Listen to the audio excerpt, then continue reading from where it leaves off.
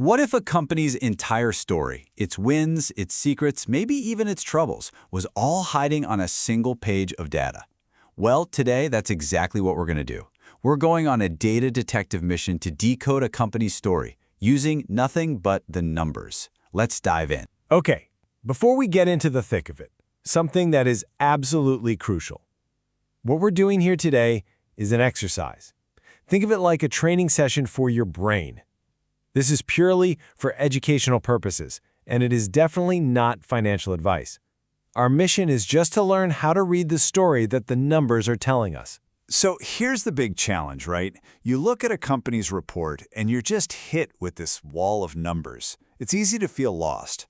But hidden inside all that data is a real story with characters and plot twists. So how do you find that narrative?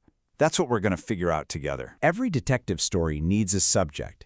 And for us today, it's a company called Vintage Coffee and Beverages Limited. So who is Vintage Coffee?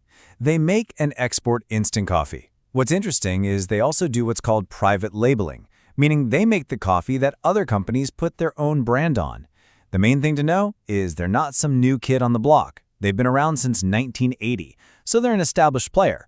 And that's what makes our first clue so fascinating. And this is exactly where our mystery kicks off. Because as soon as you look at the high-level summary, the data seems to be telling us two completely different stories at the very same time. And here it is, our first major plot twist. On one hand, the good news. The data suggests a great quarter is coming up. Awesome. But on the other hand, a huge warning sign. The company's founders have pledged over 26% of their shares. Now, what does that mean? Think of it like taking out a second mortgage on your house. They've used their own stock as collateral to get a loan. And that immediately makes you ask, if the company's doing so well, why do the owners need to borrow money against it? So, which story is the real one? Is this a growth story or a cautionary tale? To figure that out, we have to follow the trail.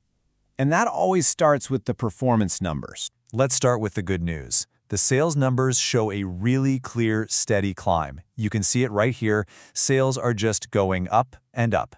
This is exactly what you hope to see in a healthy company: consistent, positive momentum.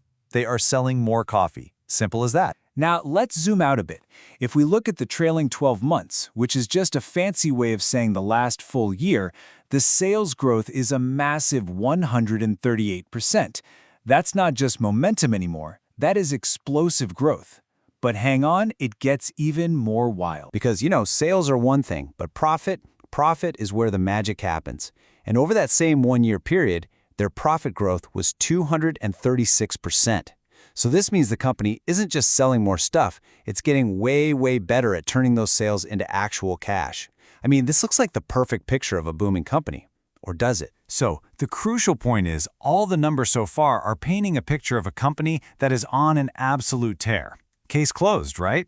This is a winner. Well, let's not forget about that other clue we found earlier. Is this really the whole story? This brings us to our next line of investigation, ownership. Because sometimes the biggest clues about a company's real health can be found by looking at who owns the shares and, more importantly, how that's been changing over time. Okay, so right now, the founders or promoters hold just under 39%. The general public owns the biggest slice, and then you have the big institutional investors with a small piece. Now, on its own, this is just a snapshot in time. The real story, the real drama is in the trend. And this slide is a potential bombshell. Just look at this timeline. A few years back, in 2022, the founders owned over 72% of their own company. They were in total control. Less than 3 years later, their stake has been almost cut in half. This is the heart of the contradiction. If your profits are exploding, why are the insiders, the people who know the company better than anyone, selling off their shares so aggressively? It's a massive red flag. And the plot thickens. There are more clues on the concerning list. First, the stock is trading at over 6 times its book value. In simple terms, the price is way higher than the company's assets on paper, which could mean it's overvalued. Second, debtor days have gone up. This means it's taking them a lot longer to get paid by their customers, almost a whole month longer. That can signal cash flow problems. And finally, this little accounting gem. They might be capitalizing interest costs. It's a way to delay reporting expenses, which can make your profits right now look artificially high.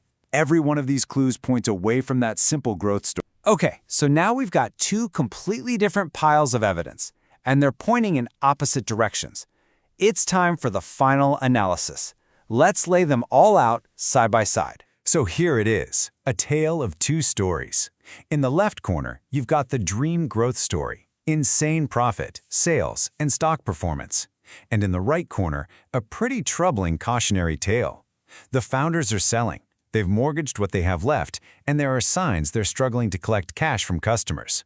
The two stories just don't add up. So, which story do you believe?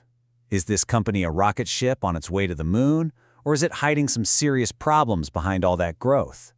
You see, the data never gives you a simple, clean answer. It gives you clues, it gives you questions. Our goal today wasn't to solve the case for you, it was to show you how to find the evidence yourself. The real question is, when the numbers tell two different stories, which one do you listen to?